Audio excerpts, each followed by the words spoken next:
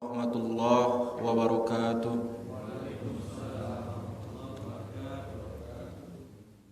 Innal hamdalillah nahmaduhu wa nasta'inuhu wa nastaghfiruh wa na'udzu billahi min shururi anfusina wa min sayyiati a'malina. Man yahdihillahu fala mudilla lahu wa man yudlil fala hadiya lahu. Ashhadu an la ilaha illallah wahdahu la syarika lahu wa ashhadu anna Muhammadan abduhu wa rasuluh. Qala Allahu azza wa jalla, a'udzu billahi minasy syaithanir rajim.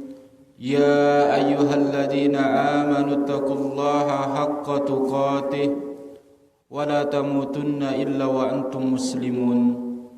Ya ayyuhan nas ittaqu rabbakumul ladzi khalaqakum min nafsin wahidah وخلق منها زوجها وبث منهما رجالا كثيرا ونساء واتقوا الله الذي تساءلون به والأرحام إن الله كان عليكم رقيبا يا أيها الذين آمنوا اتقوا الله وقولوا قولا سديدا يصلح لكم أعمالكم ويغفر لكم ذنوبكم ومن يطع الله ورسوله فقد فاز فوزا عظيما. أما بعد فإن خير الكلام كلام الله وخير الهدي هدي محمد صلى الله عليه وسلم وشر الأمور محدثاتها فإن كل محدثة بدعة wa kullu bid'atin dhalalah wa kullu dhalalatin finnar. Hadirin jami'an rahimakumullah jami'an yang dirahmati oleh Allah azza wa jalla. Segala puji hanya bagi Allah atas segala limpahan nikmat rahmat yang Allah berikan. Kita bisa terus melanjutkan kegiatan kita, yaitu kajian ilmiah. Kita membahas hal-hal yang berkaitan dengan agama yang mulia ini.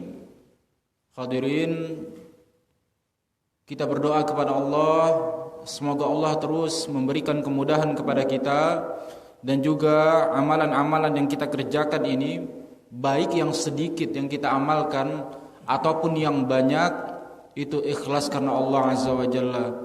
Semoga yang sedikit ini bisa menjadi sebab Allah menerima taubat kita selama ini. Allah mengampuni dosa-dosa kita yang telah kita kerjakan karena adanya rasa ikhlas di dalam hati kita. Ketika kita diberikan kemudahan oleh Allah untuk mengamalkan suatu ketaatan, maka minta istiqomah kepada Allah azza wa jalla. Sehingga jamaah sekalian dimuliakan oleh Allah, maka beruntunglah orang-orang yang mereka istiqomah menjalankan agama yang mulia ini.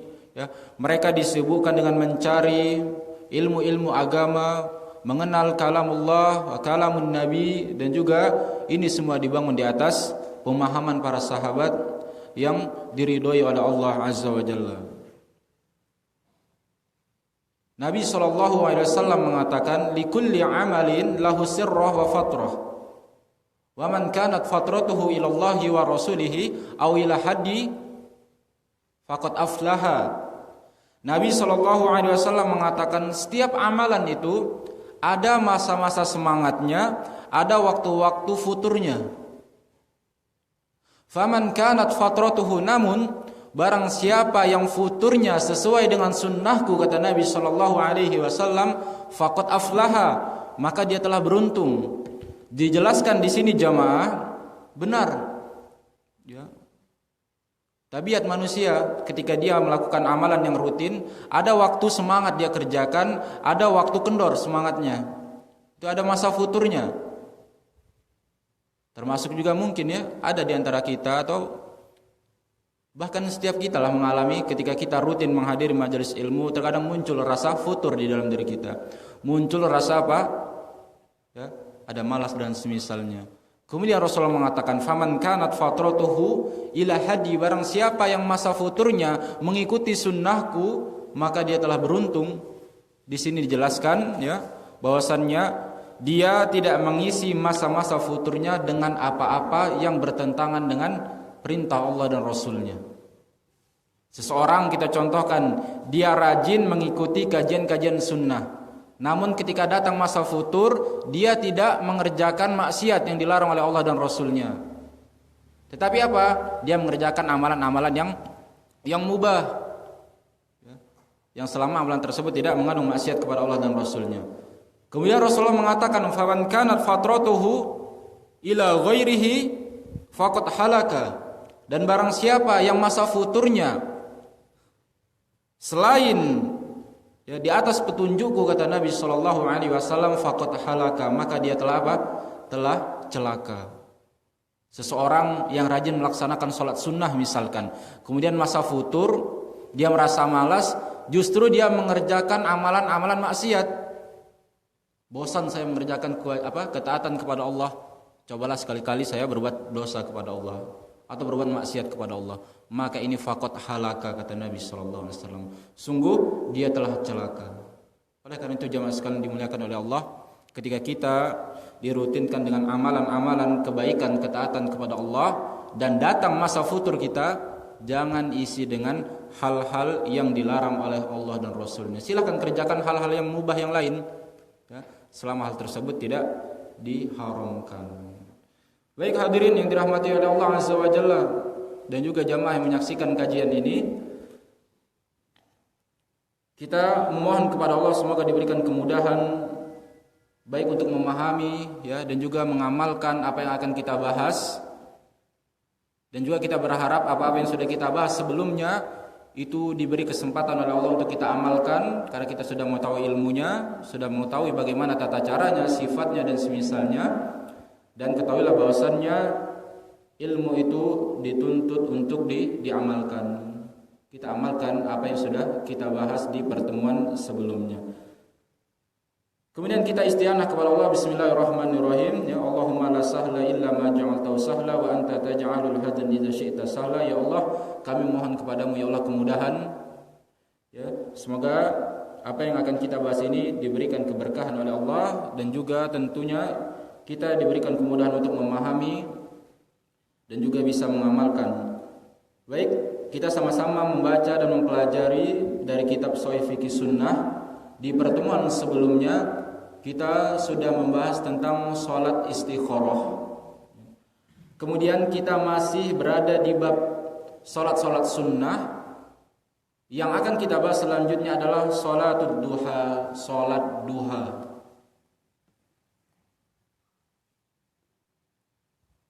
Ad-duha indal fuqaha'i ma baina irtifa'i syamsi ila zawaliha.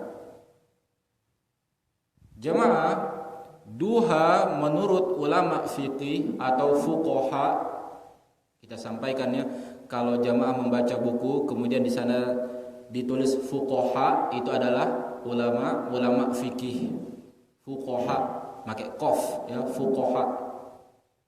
Tetapi kalau ada teman yang bilang ke jamaah bilang fuqaha pakai kaf, ini maknanya berbeda jamaah. Fuqaha itu ulama fikih, kalau fuqaha itu pelawak artinya. Ya, pelawak artinya.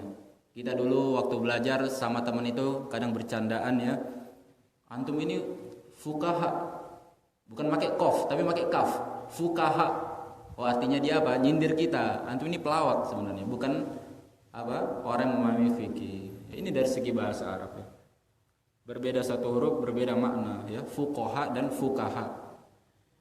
Ad-duha indal fuqaha, pengertian duha, waktu duha menurut ulama-ulama fikih adalah ma baina irtifa'i syamsi ila zawaliha, yaitu waktu di antara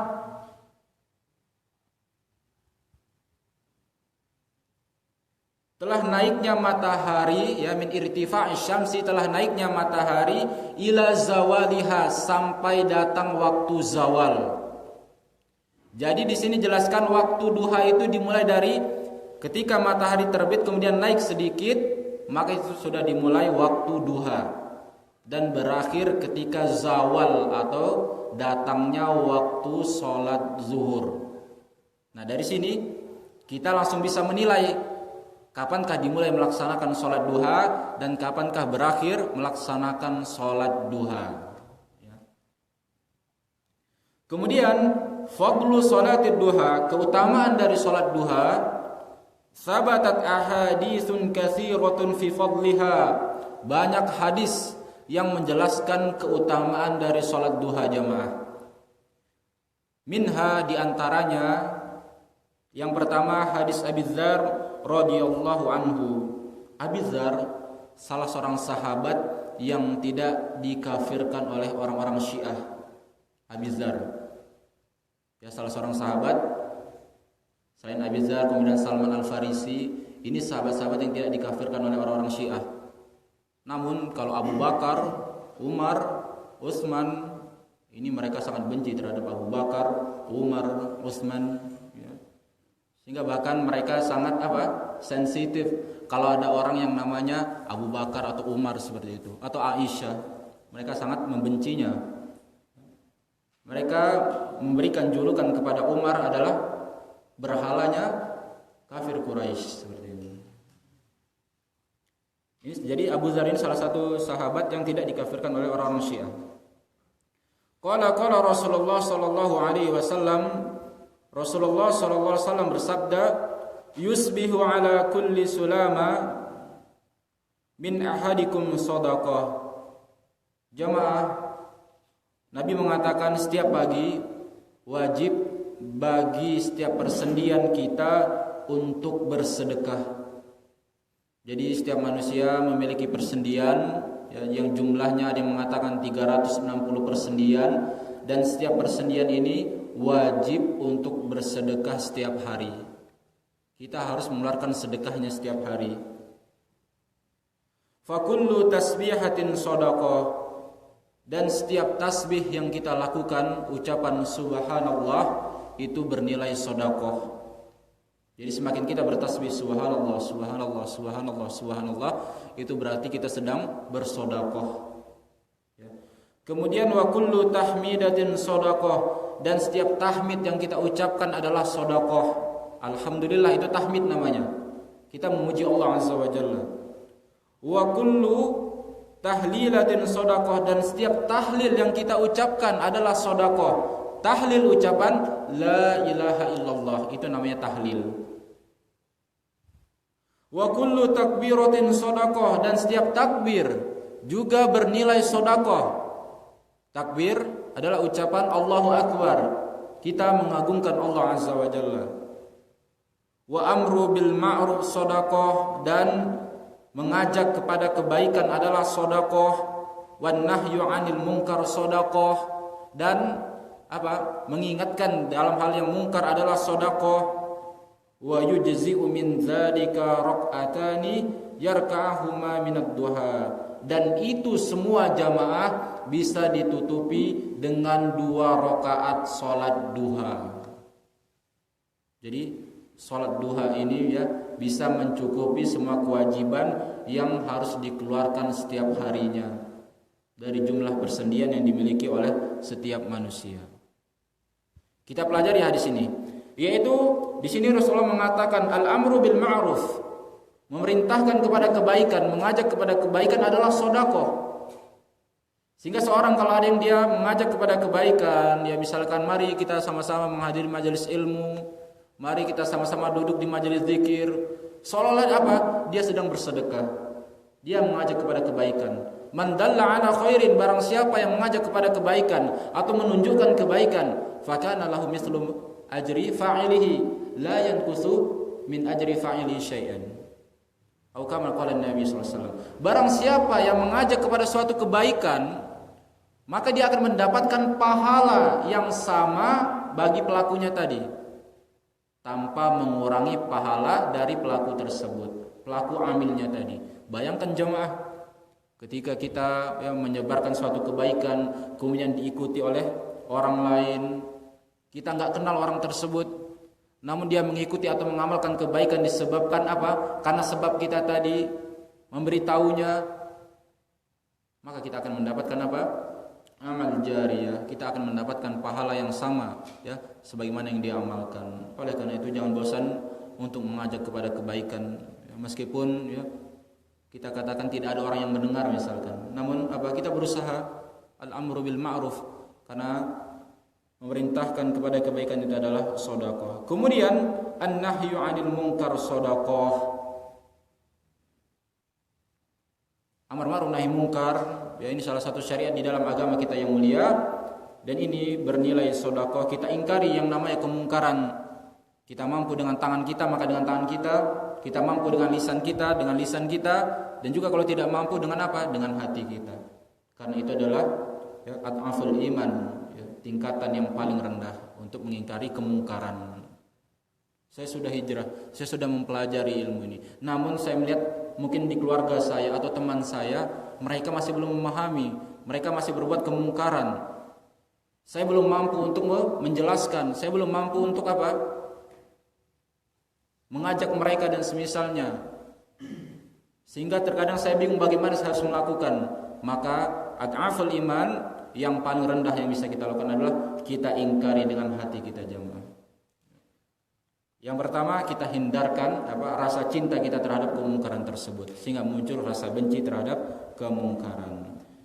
Kemudian poinnya dari hadis ini adalah bahwasannya itu semua, ya, kalau kita tidak sempat misalkan melakukan itu semua, mungkin kita nggak bisa berbuat amar ma'ruf nahi munkar, atau jumlah tasbih kita, jumlah tahlil kita, jumlah takbir kita tidak mencukupi sebanyak 360 kali. Itu semua bisa tercukupi dengan apa? Salat 2 rakaat di waktu duha. Sehingga kerjakan salat sunnah duha itu bisa mencukupi kewajiban dari setiap persendian kita. Kemudian an Buraidah radhiyallahu anhu anna Rasulullah sallallahu alaihi wasallam qala, bahwasannya Rasulullah sallallahu alaihi wasallam berkata, fil insani sittun wa salasumiyah mufassal. Setiap manusia memiliki 360 persendian. Setiap kita memiliki 360 persendian. Alaihi an yatasaddaq an kulli mafsalin minha shadaqah. Wajib bagi dia untuk mengeluarkan sedekah di setiap persendian tersebut. Qalu, maka para sahabat bertanya, faman ladzi yutiku ya Rasulullah? Siapa yang mampu melakukannya Rasulullah? Setiap hari harus bersedekah sebanyak 360 kali. Faqala Nabi sallallahu alaihi wasallam, maka Nabi mengatakan, an-nakhamatu fil masjidi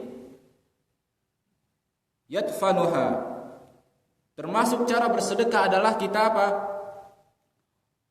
Mengubur atau menghilangkan ludah yang terdapat di masjid. Jadi kalau kita melihatnya misalkan di dalam masjid ada ludah, ya, kita bersihkan, maka itu bernilai sedekah, jemaah. Sebagaimana banyak kisah, ya, ada salah seorang yang meludah di zamannya Nabi sallallahu alaihi wasallam, maka Rasulullah memerintahkan untuk apa? Menguburnya dengan pasir. Dan ini bernilai sedekah. Ya, sehingga kalau kita melihat ada kotoran yang tidak pantas di masjid, kita bersihkan, itu bisa bernilai sedekah. Au syai'in yanhi 'anit thariq, atau dia menghilangkan gangguan di jalan, ini juga bernilai sedekah. Fa illam yuqdir faraqatul duha tujzi'u anhu. Namun kalau dia tidak mampu melakukan itu semua atau tidak sempat melakukan itu semua, maka hendaknya dia kerjakan 2 rakaat salat duha. Ya, ini keutamaan dari salat duha.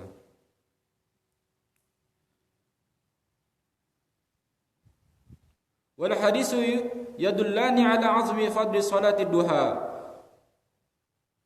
2 hadis tadi, jemaah, menunjukkan keutamaan orang yang mengerjakan salat duha.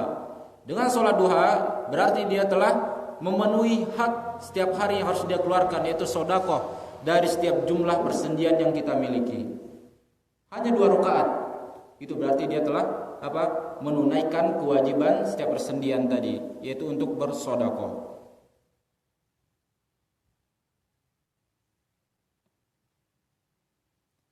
Wa makana dzalika fa huwa haqiqun bil muwadhabah wal mudawamah. Dan tentunya ya, kita diminta untuk muwadhamah, untuk istiqomah, untuk mudawamah, untuk bisa terus melakukan, untuk mengamalkan amalan salat duha tersebut.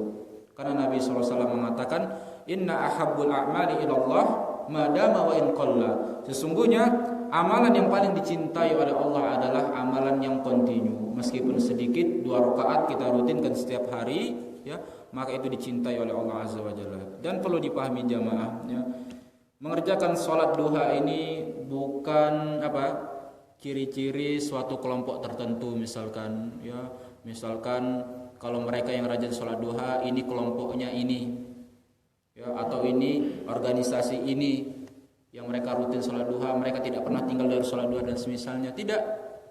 Bahwasanya ini ciri-ciri seorang mukmin, seorang muslim yang mereka mengikuti sunnah Nabi Shallallahu Alaihi Wasallam mengerjakan sholat duha. Karena ini semua bersumber dari hadis Nabi Shallallahu Alaihi Wasallam, bukan produk suatu kelompok dan semisalnya, bukan, ya.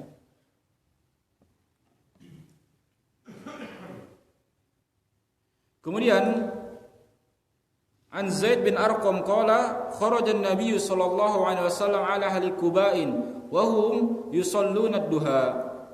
Nabi sallallahu alaihi wasallam keluar, ya, menemui atau melihat ahlu Quba, penduduk Quba. Wa hum yusalluna duha, dan mereka sedang mengerjakan salat duha. Kemudian Nabi sallallahu alaihi wasallam mengatakan salatul awwabin hina tarmudul fasal. Salatnya orang-orang yang taat, al-awwabin, itu awwab itu artinya orang-orang yang taat, itu dikerjakan ketika anak unta mulai merasa panas atau merasa kepanasan. Itu adalah waktu salat duha jamaah. Jadi anak unta sudah mulai merasa kepanasan, itu waktu yang afdal untuk mengerjakan salat duha.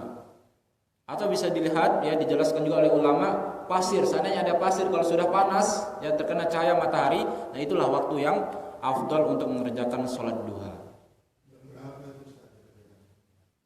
Diperkirakan jam berapa nih? Jam 10 atau jam 11 siang? Iya, seperti itu. Sudah mulai panas waktu sholat duha.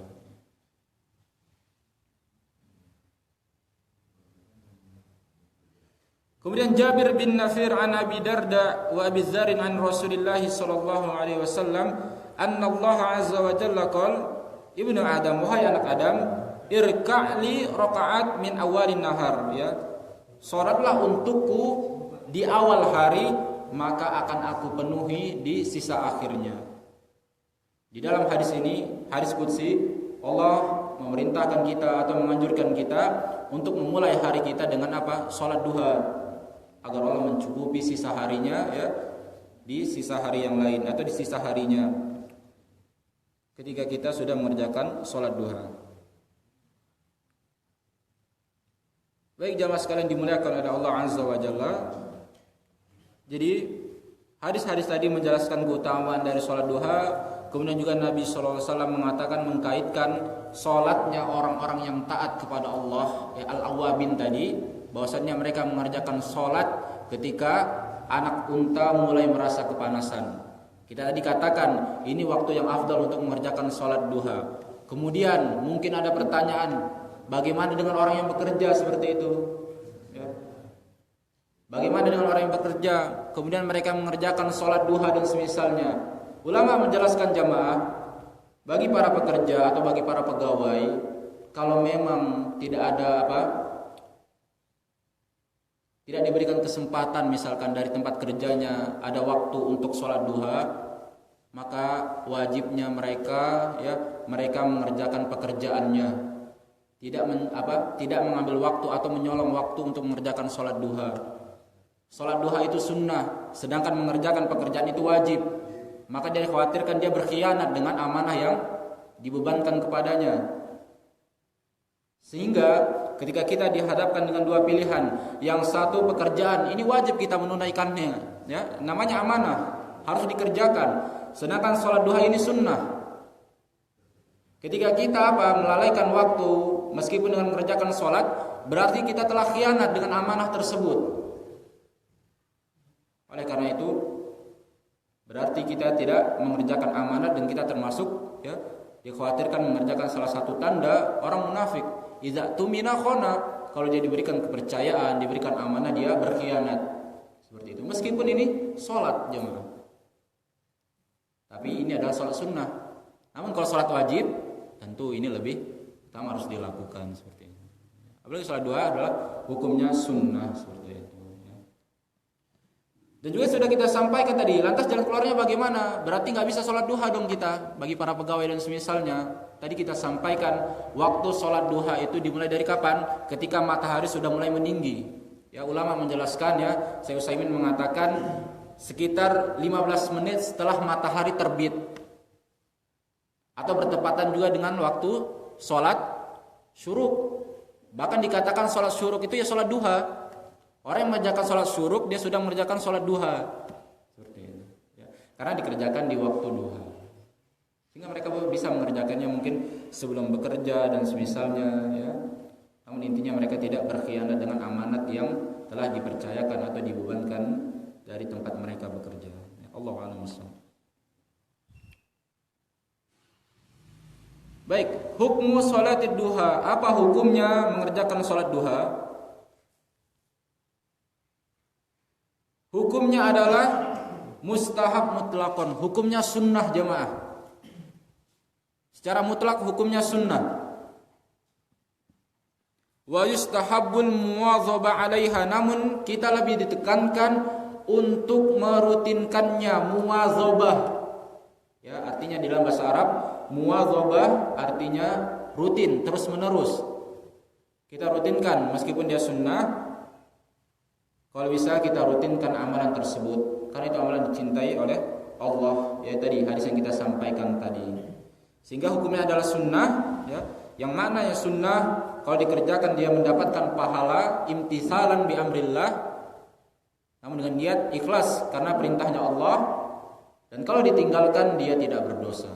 Itu pengertian dari sunnah jemaah. Jadi hukum dari sholat duha adalah sunnah mutlakon. Dia sunnah secara mutlak. Silakan bagi yang mengerjakan ya, maka ini lebih ditekankan. Bagi yang tidak mengerjakan maka tidak ada celaan baginya.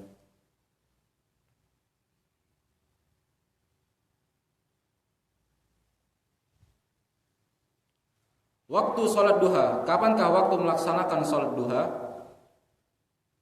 Yubtada'u waqtuha min ba'di irtifa'i syamsi wa intihai waqtil karoha ila kubaili zawaliha. Waktu sholat duha boleh dikerjakan dimulai dari matahari sudah sedikit naik, ya. Kemudian sampai menjelang waktu zawal.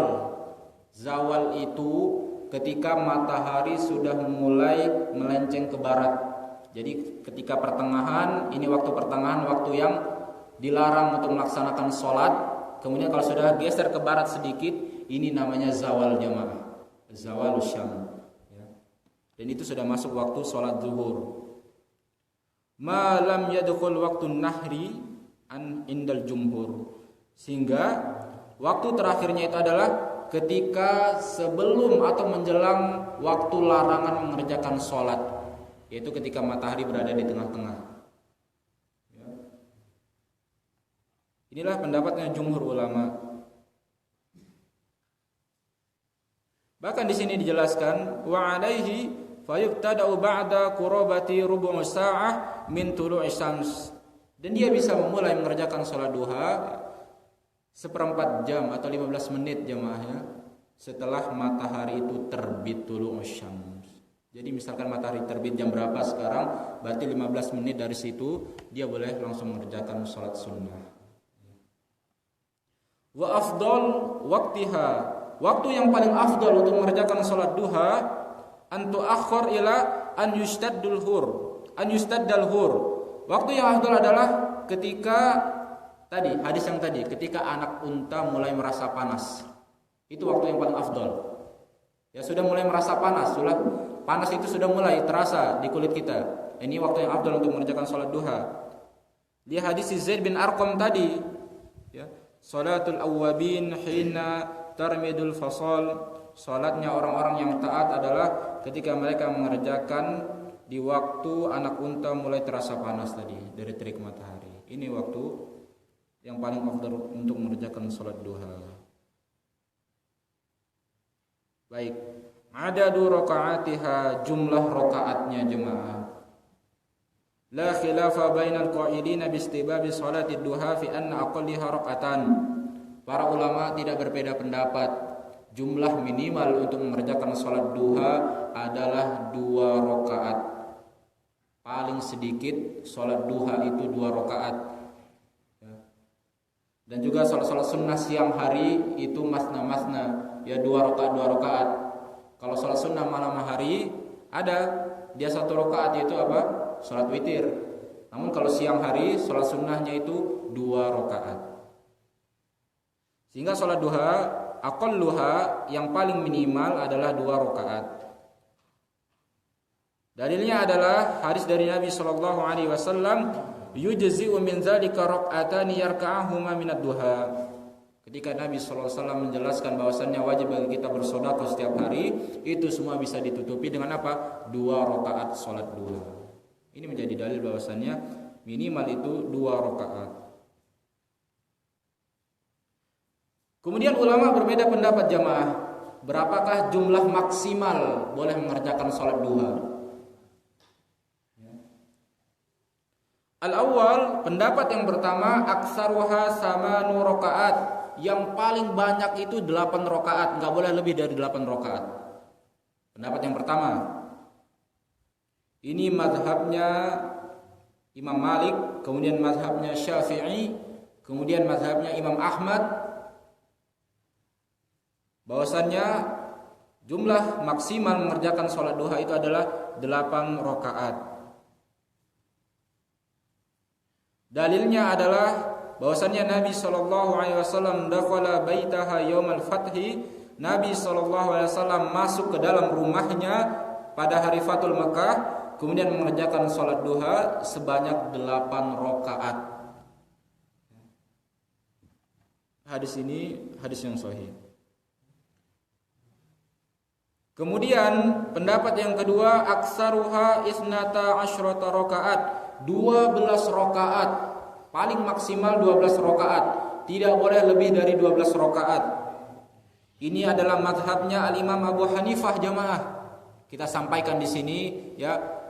Bagi yang menyimak silakan, berarti dia tahu ini semua ada ya berdasarkan pemahaman mazhab, pendapatnya mazhab. Jadi silakan diamalkan mana yang lebih dia yakini seperti itu, yang bisa membuat hatinya lebih tenang. Silakan ya.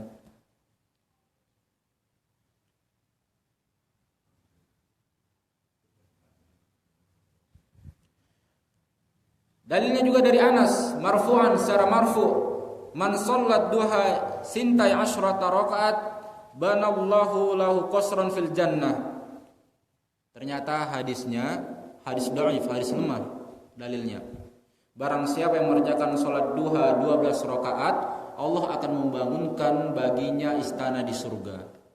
Itu dalilnya. Ya. Kalau kita pernah dengar hadisnya seperti itu.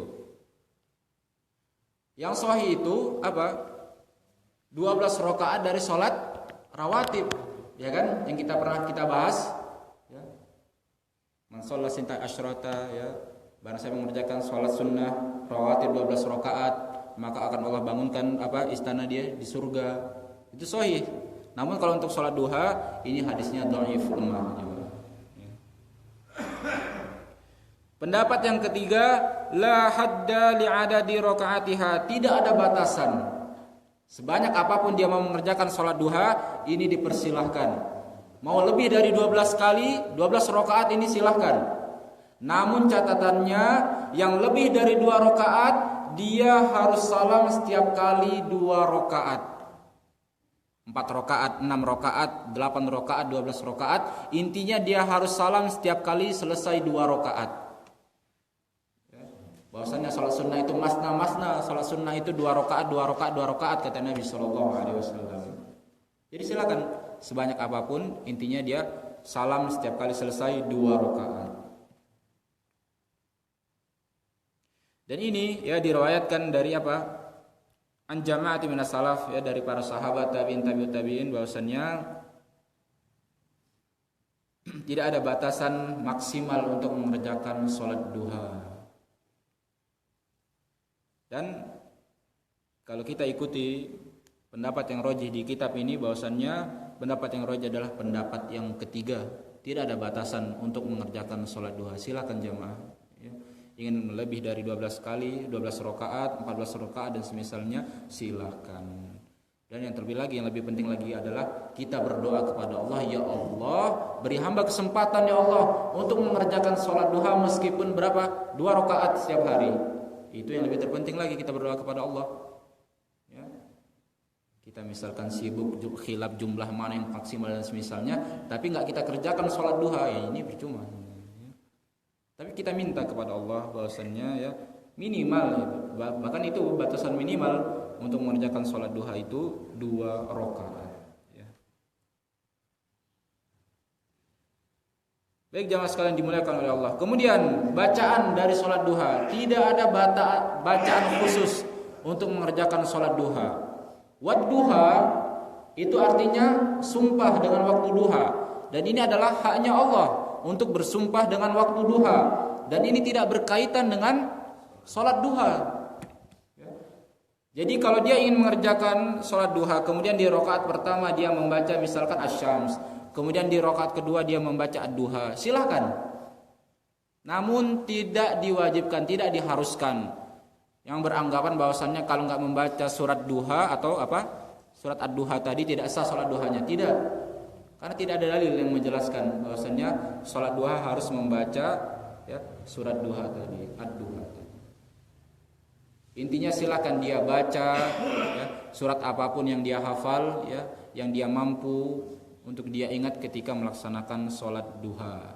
Ini yang pertama. Kemudian yang kedua, bolehkah mengerjakan sholat duha secara berjamaah? Dalilnya ada bahwasannya Nabi SAW sholat bersama Anas bin Malik, kemudian sholat bersama Ibnu Mas'ud, kemudian sholat bersama seorang budak dan juga Ummu Sulaim, mengerjakan sholat sunnah secara berjamaah. Ini menjadi dalil bahwasannya boleh mengerjakan sholat duha secara berjamaah.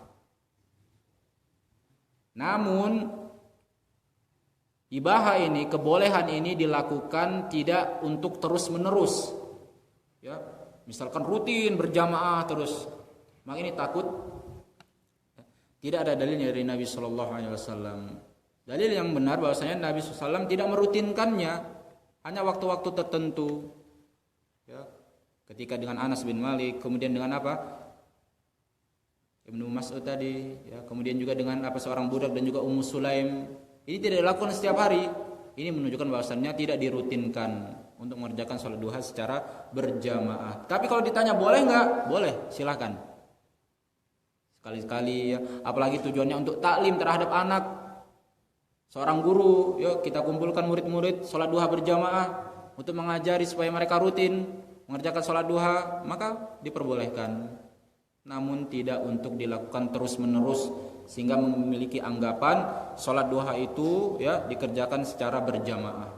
Yang namanya sholat sunnah itu dikerjakan secara sendiri-sendiri, kecuali sholat-sholat sunnah yang lain seperti sholat istisqa, ya, sholatul apalagi idain, yang beranggapan bahwasannya sholat idain adalah sunnah. Allahu a'lam bishawab. Baik jamaah, itu ya di sini dibawakan secara singkat tentang sholat duha. Baik, sambil berjalan sebelum kita lanjutkan, ada pertanyaan tentang sholat duha jemaah? Silakan Pak. Waalaikumsalam warahmatullahi wabarakatuh. Tadi itu masalah sholat duha tidak ada batasan, itu dari imam siapa? Ya.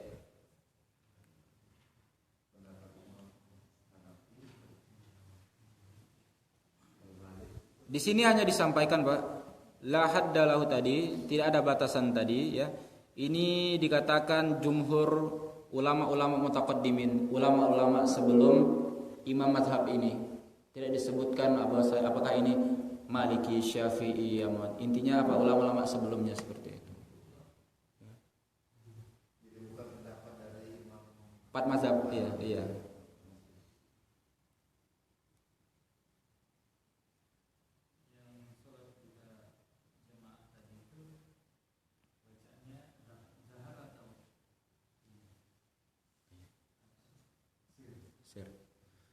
keumuman asal dari sholat siang itu disirkan, ya.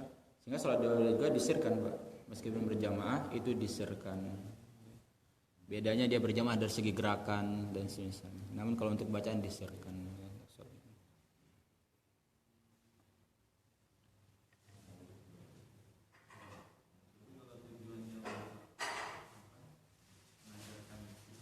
Iya, soalnya tidak mengapa. Ada iya.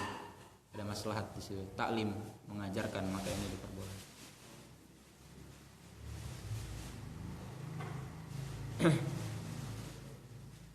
Ada yang lain jemaah tentang duha? Baik, kalau tidak ada kita lanjutkan. Setelah sholat duha, kita langsung masuk ke bab selanjutnya. Sholat tasbih. Sholat tasbih. Gimana?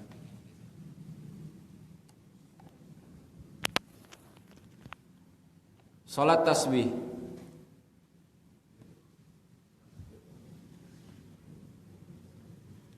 Salat tasbih naun min salatin nafl tuf'alu ala suratin khasin ya'ti bi bayaniha.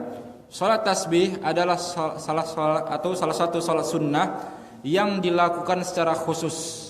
Wa inna ma sumiyat salatut tasbih, dinamakan salat tasbih karena di dalamnya banyak zikir-zikir berupa tasbih, ya. 5 fiha min kasrati tasbih. Wa fi kulli raq'atin khamsu wa sab'una tasbihatin, bahkan di dalam satu rakaat itu ada sebanyak 75 kali bertasbih.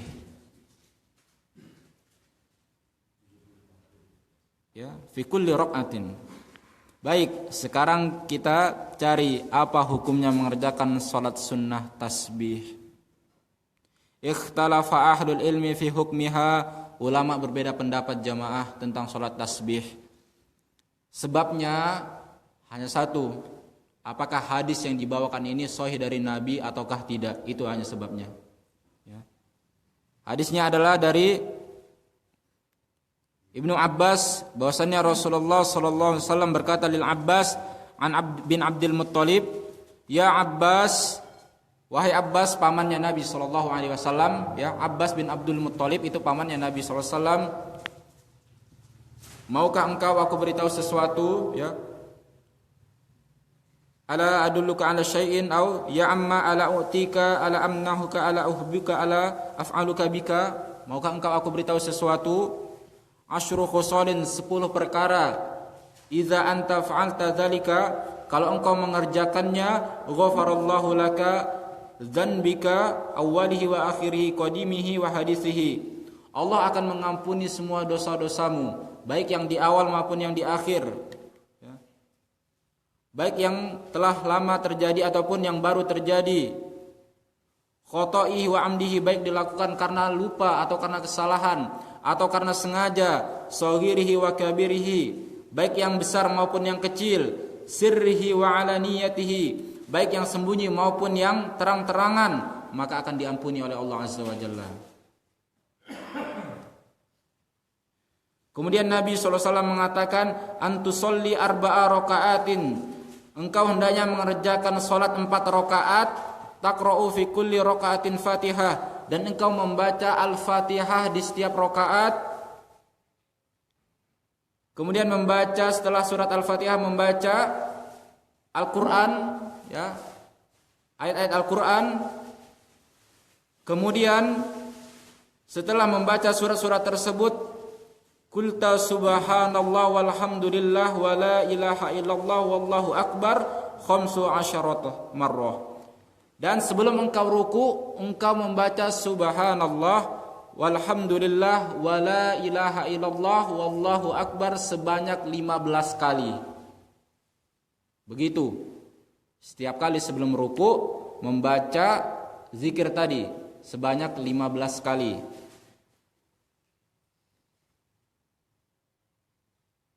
Summa tarka fatakuluha wa anta raqi asron. Kemudian ketika engkau ruku setelah zikir, engkau mengucapkan zikir yang tadi 10 kali. Kemudian ketika i'tidal mengucapkan zikir yang subhanallah tadi sebanyak 10 kali, begitu terus selama 4 rakaat dilakukan. Bahkan ketika sujud juga di sini dikatakan fataquluha 10, ketika sujud mengucapkan zikir tadi sebanyak 10 kali. Intinya begitu jamaah. Kita katakan dia berbeda dari sifat-sifat salat yang biasa kita kerjakan.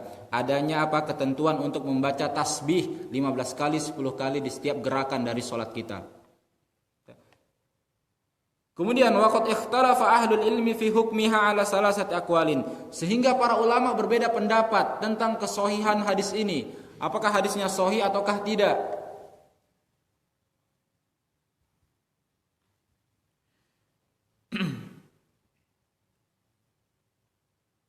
Namun pendapat yang rajih adalah annaha ghairu masyru'ah. Bahwasannya salat tasbih tidak disyariatkan. Bahwasannya hadis tersebut adalah hadis yang dhaif, hadis lemah, tidak bisa diamalkan. Bahkan Al-Imam Nawawi rahimallahu taala, beliau ini muridnya Imam Syafi'i, beliau mengatakan bagi yang mengatakan sunnahnya mengerjakan salat tasbih perlu di cross check, fihi nazar, perlu dilihat lagi. Lianna hadisaha dhaifun, karena hadisnya dhaif kata Imam Nawawi. Wa fiha taghyuri li nazmi shalah, bahkan di dalamnya banyak sekali perbedaan dengan sifat-sifat salat yang biasa kita kerjakan. Ketika ruku kita biasa membaca subhana rabbiyal azim 3 kali, namun kita harus menambah membaca tasbih sebanyak 10 kali. Ketika i'tidal sami Allahu liman hamidah, rabbana walakal hamdu dan semisalnya, kita harus membaca tasbih lagi sebanyak 10 kali. Ini adanya perbedaan dengan sifat-sifat salat yang biasa kita kerjakan. Fain bagi an la yaf'al bi ghairi hadisin. Oleh karena itu, sudah sepatutnya seorang mukmin tidak mengerjakan amalan tersebut karena hadisnya dhaif, hadisnya lemah, dan hadis yang lemah tidak bisa dijadikan sandaran untuk dijadikan amalan. Walaisa hadisuha bisabitin, dan hadisnya tidaklah sabit. Dan inilah pendapat yang rajih li'adami subutil hadis ma'a ma fihi minal mukhalafatil hay'ah as-shalah.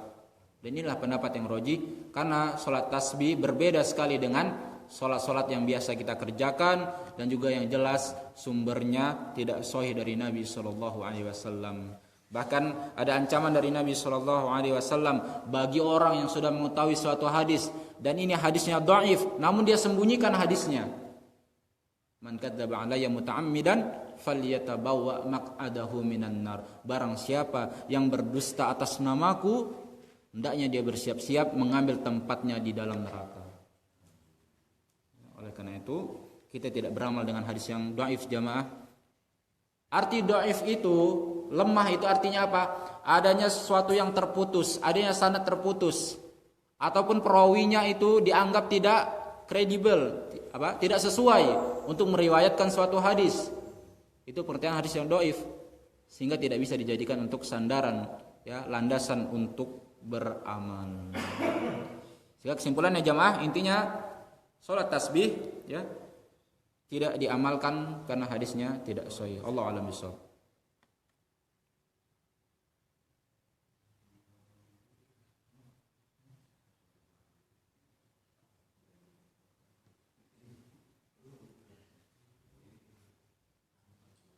Baik, yang terakhir jamaah, salat sunnah yang terakhir yang akan kita bahas adalah salatut taubah, salat taubah.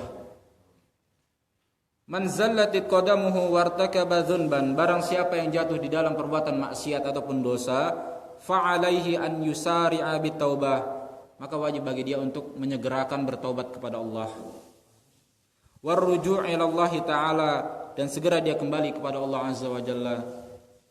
Fahuwa subhanahu ghafirul lidzanbi wa qabilut taubah. Ketahuilah bahwasannya Allah lah yang menerima taubat kita dan akan mengampuni semua dosa-dosa kita.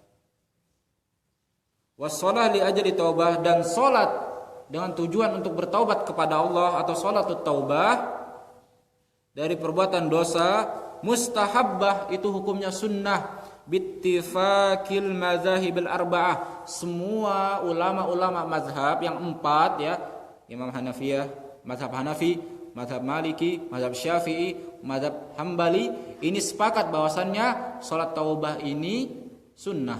Silahkan dikerjakan.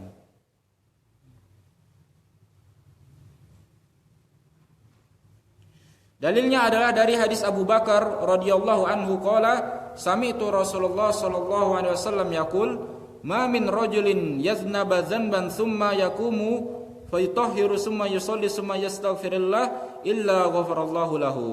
Tidaklah seseorang yang mengerjakan perbuatan dosa kemudian dia bangkit dan bersuci, kemudian dia melaksanakan salat dan dia beristighfar kepada Allah kecuali akan Allah ampuni dosa-dosanya. Ya, sehingga ini bisa menjadi dalil bahwasannya salat taubah ini bisa untuk diamalkan jamaah. Ya. Dan sifatnya ini sama seperti salat-salat sunnah yang lainnya. Tidak ada bacaan khusus atau zikir-zikir khusus, ya, istighfar-istighfar tambahan dan semisalnya. Intinya benar-benar apa? Bertaubat kepada Allah Azza wa Jalla.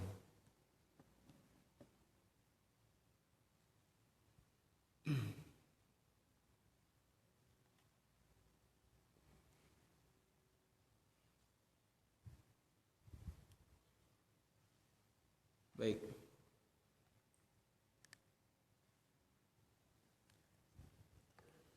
Ya, pertanyaannya sama dengan yang ada di sini. Apakah kalau salat duha secara berjamaah ini dijaharkan atau disirkan? Tadi sudah kita jawab bahwasannya hukum asalnya salat yang dilakukan di siang hari itu disirkan, kecuali salat Jumat. Ya, salat Jumat ini dijaharkan, imam yang menjaharkan salat. Kemudian salatul Idain ini juga dijaharkan. Kemudian salat istisqa ini juga dijaharkan. Nanti kita bahas apa saja salat istisqa, ya, salat meminta hujan dan semisalnya. Allahu a'lam bishawab. Apakah ada doa atau zikir khusus setelah salat duha? Tidak ada zikir-zikir tertentu, ya, atau bacaan-bacaan tertentu setelah salat duha. Atau ada yang mengatakan kalau ingin dilapangkan rezekinya hendaknya dia mengerjakan salat duha. Jamaah, mengerjakan salat itu, ya, kalau mau kita timbang hanya dengan rezeki itu tidak sepadan jamaah dengan harta yang mau kita dapatkan. Yang kita cari ini apa? Jannahnya Allah, surganya Allah. Ya, tidak sebanding dengan apa? Harta, yang ingin mendapatkan harta dan semisalnya. Dan juga tidak dibenarkan seseorang salat supaya mendapatkan harta seperti itu. Begitu juga dengan membaca Al-Quran, surat Al-Waqiah dan semisalnya. Hendaknya dia membaca benar-benar ikhlas karena Allah. Per huruf yang dia baca mendapatkan pahala dari Allah. Bukan tujuan utamanya membaca surat Al-Waqiah atau dan semisalnya salat duha supaya rezekinya lancar. Berarti kalau rezekinya nggak lancar-lancar, dia nggak akan salat atau baca lagi. Dia berhenti dari membaca Al-Quran dan semisalnya. Ya, tentunya ini tidak pantas, ya. Membandingkan keutamaan dari suatu ibadah untuk mendapatkan kehidupan dunia seperti itu. Permasalahan dunia ini nanti mengikuti ketika kita, ya, sudah mendapatkan keutamaan dari Allah, insya Allah Allah berikan kemudahan kepada kita. Allah mengatakan, ya, fa in kana ahlul qura amanu wattaqau la fatahna alaihim barakatim minas sama'i wal ard. Kalau seandainya suatu penduduk negeri mereka beriman dan bertakwa kepada Allah, beriman dan bertakwa berarti berapa? Beribadah kepada Allah. La fatahna alaihim barakatim minas sama'i wal ard. Maka akan kami bukakan untuk mereka keberkahan dari langit dan bumi, rezeki. Ya, udah, ketika kita mengerjakan ibadah, insyaallah lah rezeki-rezeki tersebut akan mengikuti. Tapi ingat hadis Nabi SAW, barang siapa yang tujuan akhirnya adalah dunia, akan Allah cerai-beraikan urusannya. Baca Al-Quran, salat sunnah, tujuannya supaya apa? Supaya kaya gitu. Maka akan Allah cerai-beraikan urusannya, dipersulit semua urusannya oleh Allah Azza wa Jalla. Wa ja'alal faqra baina 'ainaihi, dan akan Allah letakkan kefakiran di antara kedua matanya. Dia akan merasa kurang, terus merasa kurang, tidak ada merasa qanaah. Karena tadi tujuannya apa? Dunia, ambisinya dunia, terus. Dunia itu nggak akan habis, Pak. Sampai apa? Mulut kita dimasuki tanah, kemasukan tanah. Kapan itu? Di kuburan nanti, baru selesai dengan dunia. Nggak akan habis kita. Mendapatkan ya puluhan juta, pengen lagi ratusan. Setelah dapat ratusan terus miliar dan seterusnya. Ya, tidak ada puasnya. Namun man kanati niyatul akhirah, dan barang siapa yang niat utamanya adalah akhirat, Allah gabungkan semua urusannya. Allah permudah semua urusannya jamaah. Ya, ketika kita ikhlas beribadah kepada Allah, Allah gabungkan, Allah permudah urusan kita. Wa jama'a amrahu, Allah gabungkan semua urusan. Wa ja'alal ghina ya fi qalbi, dan Allah letakkan apa? Rasa bahagia, rasa kaya itu di hatinya. Dia merasa cukup. Dia merasa qanaah dengan apa yang diberikan oleh Allah. Tidak hasad, dengki dengan apa yang dimiliki oleh orang lain. Ya. Wa atathu dunya wa huwa raghimah, dan dunia akan datang kepadanya sedangkan dia dalam perasaan tidak suka seperti itu. Dia lebih mengutamakan kehidupan akhirat. Jadi kesimpulannya jemaah sekalian dimuliakan oleh Allah, yang pertama niatkan ikhlas karena Allah, ya, tidak ada zikir-zikir tertentu, baik itu salat duha dan semisalnya. Ya. Intinya kita ikhlaskan semua karena Allah Azza wa Jalla. Allahu a'lam bishawab.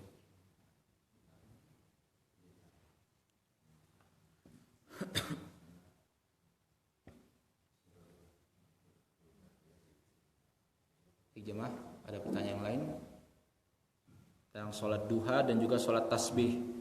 Ya, alhamdulillah sudah jelas tentang sholat tasbih. Hasnya dhaif ya, lemah.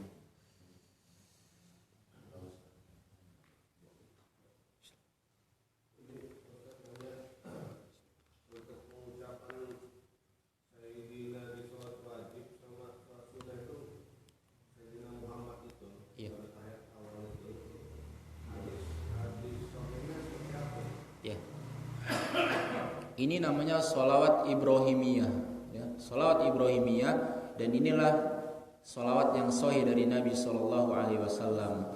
Nabi ya, ketika mengajarkan para sahabat sholawat Ibrahimiyah di dalam sholat, baik yang wajib maupun sunnah, tidak menggunakan kata Sayyidina, baik yang wajib maupun yang sunnah. Namun kalau di luar sholat silakan. Di luar sholat, misalkan begini, saya katakan Sayyidina Muhammad seperti itu, tidak mengapa, tapi tidak dilakukan terus menerus seperti itu. Sayyidina Muhammad, Sayyid itu apa? Tuan. Sedangkan kalau kita katakan tuannya kita siapa? Allah sebenarnya kan, Sayyiduna, seperti itu. Jadi penjelasan di sini begitu, penjelasan ulama, tidak menambahkan Sayyidina ketika di dalam sholat. Kalau di luar sholat ini diberikan keringanan, silakan seperti itu, Sayyidina Muhammad seperti itu.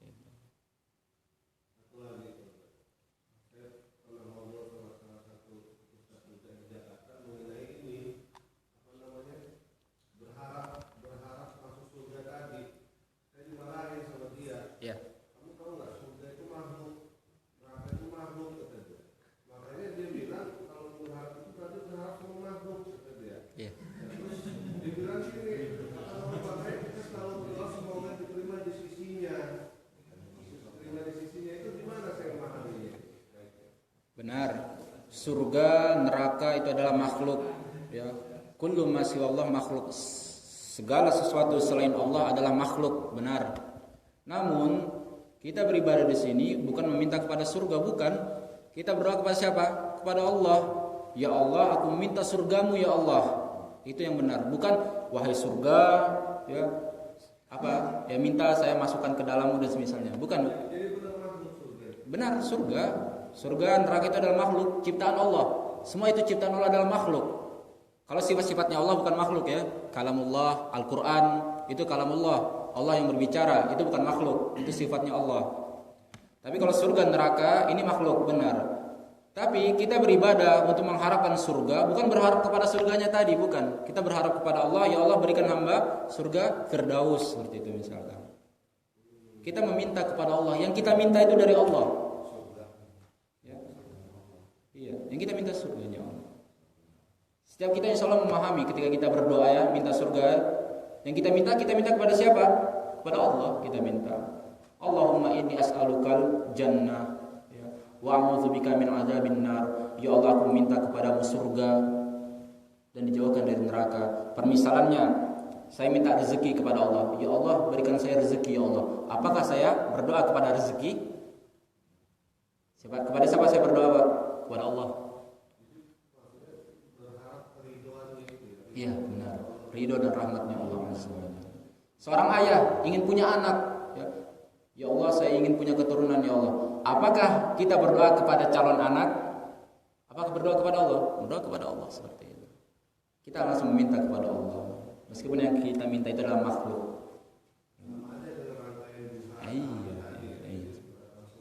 Iya, langsung.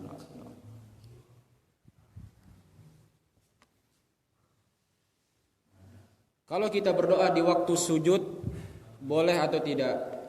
Waktu sujud salah satu waktu yang mustajab untuk berdoa. Aqrabu ma yakunu abdu wa rabbihi inda sajid wa huwa sajid. Waktu yang paling dekat antara Rabb dengan hambanya adalah ketika dia sujud. Fa'aktsir doa, kata Nabi sallallahu alaihi wasallam. Maka perbanyaklah doa ketika sujud, jemaah. Sudah kita sampaikan sebelumnya, jemaah, bahwasanya ketika sujud kita meletakkan bagian tubuh kita yang paling mulia, yaitu wajah kita ini di bawah. Kita menundukkan diri kita itu kepada Allah Azza wa Jalla. Dan ini waktu yang mustajab untuk berdoa.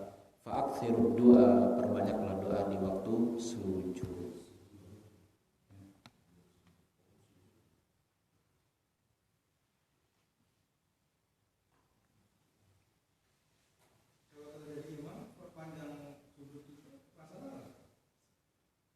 Yang kita tanya makmumnya jadi masalah.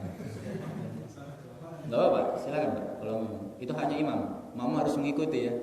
Ya, harus imam harus mengikuti.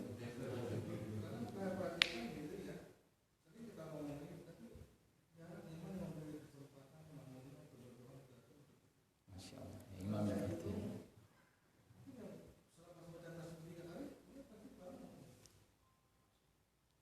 Makmum kita harus mentaati imam. Pokoknya apa yang dilakukan imam kita ikuti. Ya, innama ju'ilal imam liyutamma bih. Itu Nabi yang menasihati kita, yang merintahkan kita. Imam itu dijadikan hanya untuk diikuti. Selama apapun imam sujud, ya kita ikuti. Ini haknya imam.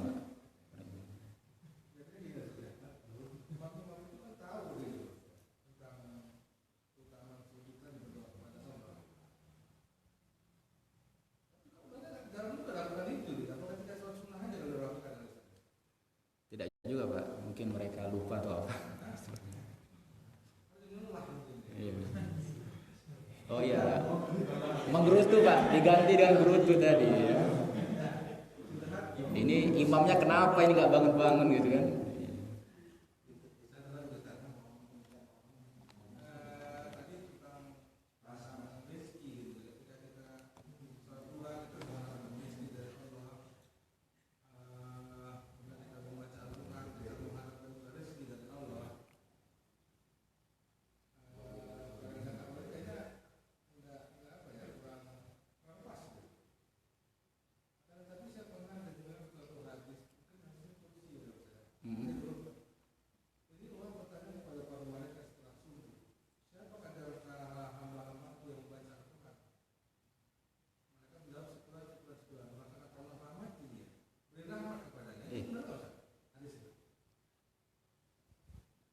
Yang setiap subuh itu ya, yang bahasanya Allah bertanya kepada malaikat, siapa yang membaca Al-Quran seperti itu. Kalau konteksnya seperti ini saya belum pernah mendengar Pak. Yang konteksnya yang lain ya, bagaimana hamba-hambaku ya, mereka menutup harinya atau memulai harinya di waktu subuh atau di waktu asar seperti itu, menutup harinya. Itu tahu konteksnya, ini sahih. Tapi kalau yang ini kurang. Iya.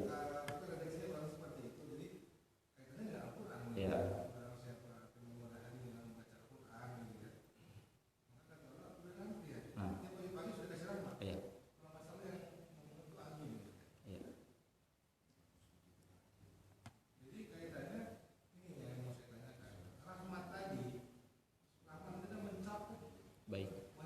Ya.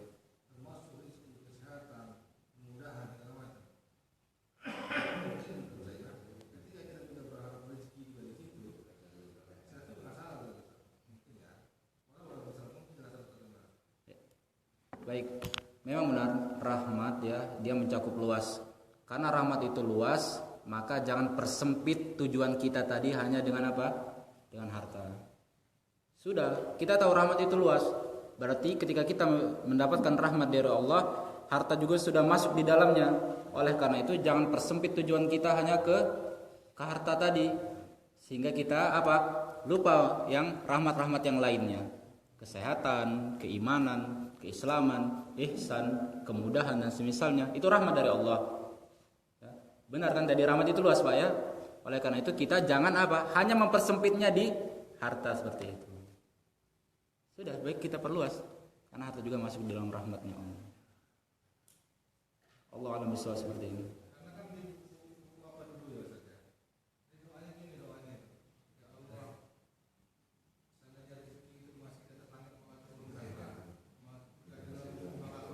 Iya.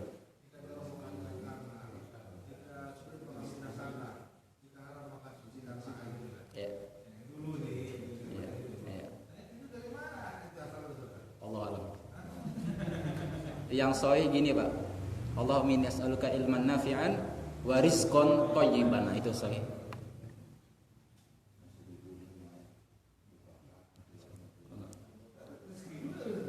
Silakan Pak, kita berdoa rezeki nggak apa-apa. Permasalahannya tadi apa?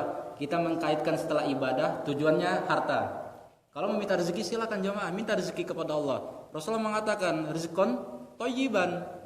Yang tadi konteks yang tadi yang kita sampaikan tadi, setelah baca Al-Qur'an, ini gara-gara bacaan ini datang harta, misalnya kita dapat harta yang ini maksudnya tadi. Kalau minta rezeki silakan Pak, kita semua minta rezeki kepada Allah. Allah marzuqna kan kita katakan ya. Ya Allah berikan rezeki kepada kami ya Allah. Silakan berdoa meminta rezeki kepada Allah. Ya. Namun kalau hanya menggadaikan bacaan Al-Qur'an dengan itu maksudnya tadi. Ya, Allah a'lam bishawab.